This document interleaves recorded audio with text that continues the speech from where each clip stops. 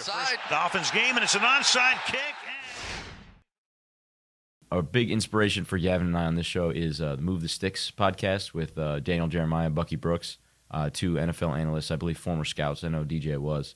But they have a segment called Championship Foundation. It's color-coded analysis of each team. There is a recipe for a championship, supposedly. That means having a good quarterback, 3 offensive playmakers, 3 quality O-linemen, 2 pass rushers, and 3 defensive playmakers. Blue equals a blue chip guy, right? Blue chip guy is pretty much the premier. That's exactly what you want out of somebody. Green is good, means they're getting their job done, but they're not great.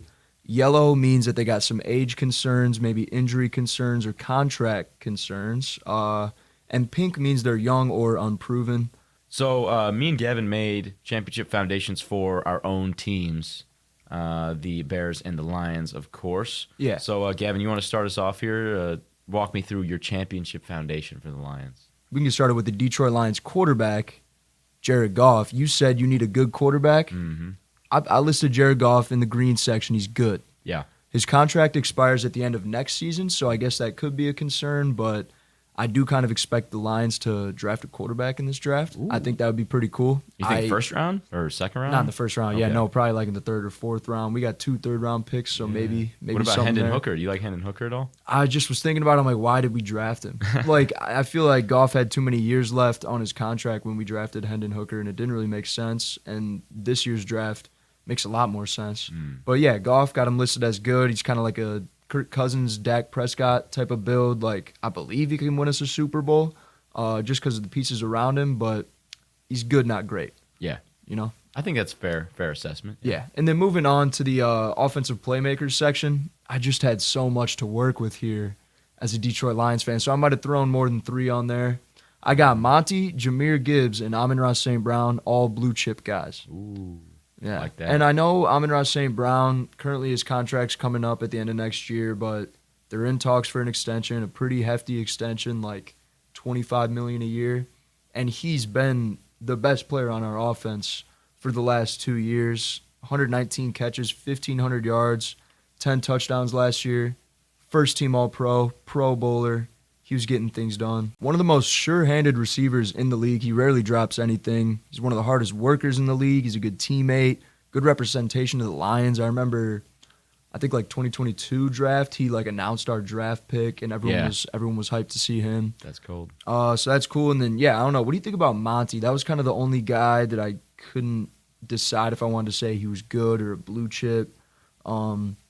We got him for another 2 years. He had 1,000 yards rushing this season, 13 touchdowns, more than any other season with the Bears. Yeah. He definitely did have his best career season this year. Yeah. He was very efficient. It helps when you have a really good offensive line, too. It does help. Now, I'm curious, because sometimes when DJ makes these, he has 2 players in one. He'll say both of these guys together are green or whatever. So did you just have those 3 guys in separate So I had categories? Monty, Jahmyr Gibbs, and Amon-Ra all separate. I guess if I were to do that, I would combine Monty and Jahmyr Gibbs, just kind of the thunder and lightning combination. Obviously, this year, they almost both combined for 1,000 rushing yards. Yeah. Gibbs, 950 yards rushing, 315 yards receiving, 10 touchdowns. Pro Bowler in his rookie season. I think this is easily the best running back tandem in the league, and that's why I think they're blue chip guys. Yeah. Just for fun, I also made one based off what I thought you would have done. So I put Amon-Ra in his own right as blue chip because I think he's super underrated. Then I put Jahmyr and Laporta together as a blue chip. Those 2 guys were both offensive rookie of the year candidates. Yeah. So I thought you put those together. And then I put David and Jameson Williams, threw him in there together, those guys as a green. I think you can totally argue that David in himself earned a blue chip. But I would say that's just you have a really good tandem. Both of those guys could be the RB1. Big time. But yeah, I agree with all that as well. So then I moved on to another playmaker, Jameson Williams. This was, I think, a prime example of when you want to use the pink marker, the unproven young guy. I only want to see J-Mo succeed, but, he came in with the ACL injury, had the gambling suspension thing. We saw flashes of it this year, including the playoffs. He had 500 total yards, 5 touchdowns, which I'll take it. He had a great NFC Championship game with 2 touchdowns. His route running's improved a lot. He's making contested catches. He's scary with the ball in his hands, but, just hasn't really had the opportunities yet. In a press conference, though, on Monday, Dan Campbell did say that they're looking for him to make the jump to a full-time starter in the 2024 season. So, yeah, man, I mean, if we could see like a 1,000-yard receiving season out of J-Mo, that would be awesome. But, yeah, I think he's kind of a prime example of an unproven young guy. Mm-hmm. Yeah, I would agree with that as well. What do you have for O-lineman? O-lineman, I took Penei Sewell, blue chip. I think he's a definition of a blue chip. I mean, since he was drafted, they told him that he's going to be the foundational piece of this offense. He loves Detroit. His contract is up after next year, though. But, I mean, the Lions have already been vocal about extending him. He was first-team All-Pro, Pro Bowler this year. So, kind of a no-brainer there. Another guy that was kind of interesting was Frank Ragnow.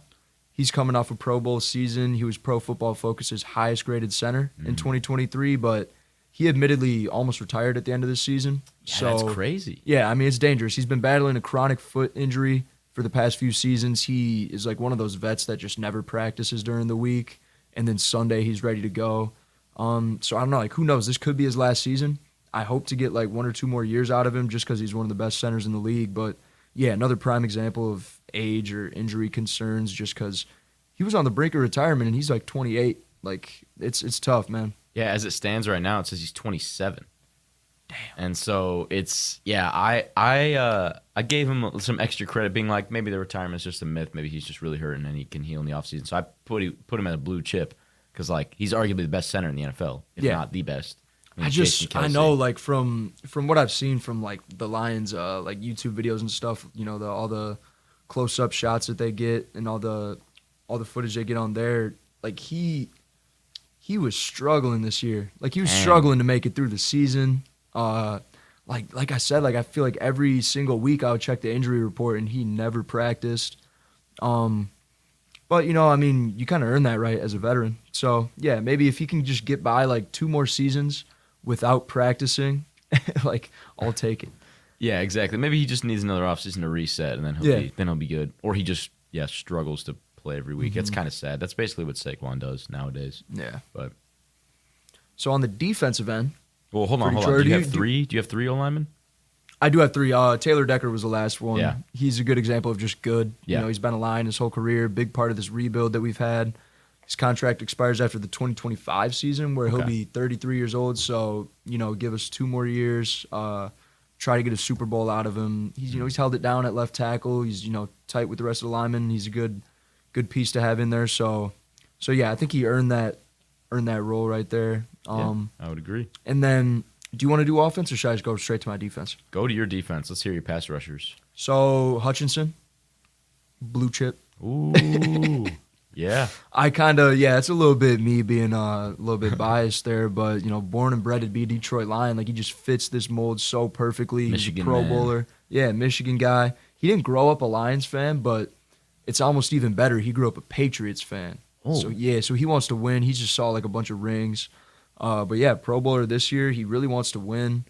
Loves this team. He wants to play here for a long time, which I support. And that's kind of like a big factor in it for me as a blue chip is like guys that are vocal and adamant about wanting to play with the Lions for a long time. I think that's a big part of it. And then another D lineman I had was Aleem McNeil. What would you give him? I personally gave him a pink. I loved Lee McNeil in college, and I think last year was pretty solid. This year was kind of his year where he started to get a little recognition. So I think you could argue he's on the fence, like past the pink and already to like a green or something maybe. But I put him at a pink. What'd you have? Don't tell me you had blue chip.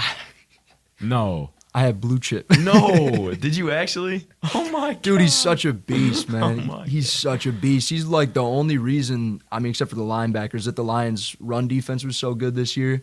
He's just a dog. It was only his 3rd season. Bro, he's like an 81 in Madden. That doesn't matter, though. That doesn't matter. Do you watch the games?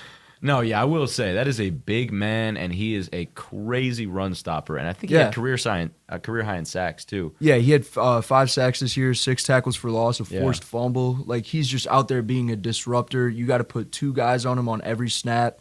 He's a tank. He also was hurt this year, and he like battled back because he wanted to play that bad. He was playing hurt. Mm-hmm. So you got to respect that.